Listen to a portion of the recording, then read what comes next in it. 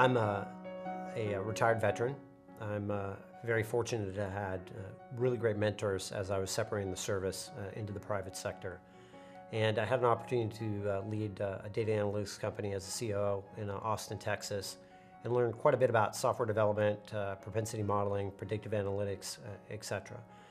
But it wasn't really fulfilling. And as a veteran, I felt compelled to try to serve again with the VA.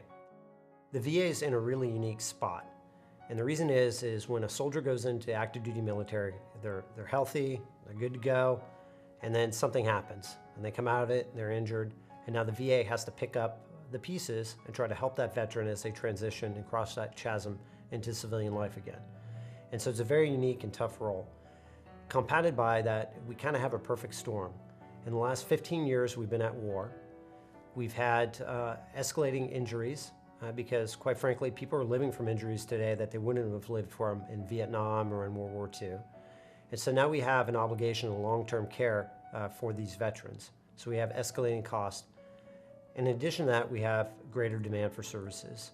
We have inadequate facilities and we have outdated technology. And then yes, we do have some bad apples.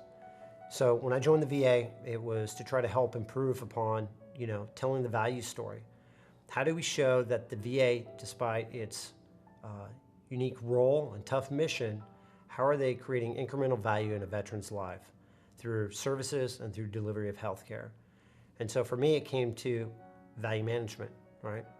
How do I articulate that, through combination of programs, clinical outcomes, and new technology, am I delivering value to the veteran based off of their condition? Our nation's been at war for longer than any other war. It's going on over 15 years. And what we have is we have an increased demand for services from the VA because a lot of our returning warriors are needing care and or severely injured compared to other wars in the past. Compounded by that, we have not enough resources, not enough facilities, and outdated health IT to deliver quality care. And we've also had some bad actors that haven't been acting in the best interest of veterans. And so that was kind of the operational landscape that I encountered when I joined the VA. And since I've been with the VA, there's been numerous reports from both GAO, Congress, and then you see it on sensational media about how the VA is not delivering care to the veterans. And so what we did was, in July of last year, the GAO issued a finding saying that we needed to create metrics for measuring interoperability and outcome-oriented metrics. And it had to be evidence-based. So how do you do that? So my team got together and we looked first at technology. And we examined what was going on. And we realized that we weren't following, in some extent, industry standards for performance measurements. So we knocked out a quick plan, created a performance architecture program to try to improve IT investment strategies, as well as overall performance for the products that we have out there in place used by clinicians. Then what we found in October of last year was that's just one leg of the stool. We also have the program piece that are putting out products to improve our modernization effort. And then we also have the clinical outcomes piece, which is essential to the condition itself for the patient, right?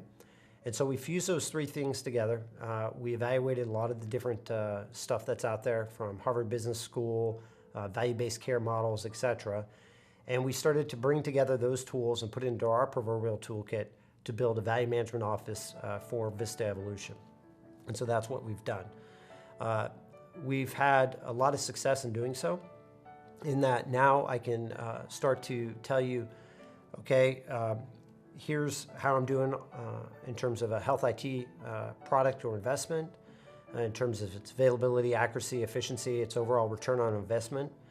I'm also able to tell you how am I doing in terms of reducing duplicate drug prescriptions for our veterans and improving the actual delivery of care to them, both in the private sector and or into VA facilities. And we would not have been able to do that had we not created a value management office and approach to doing it.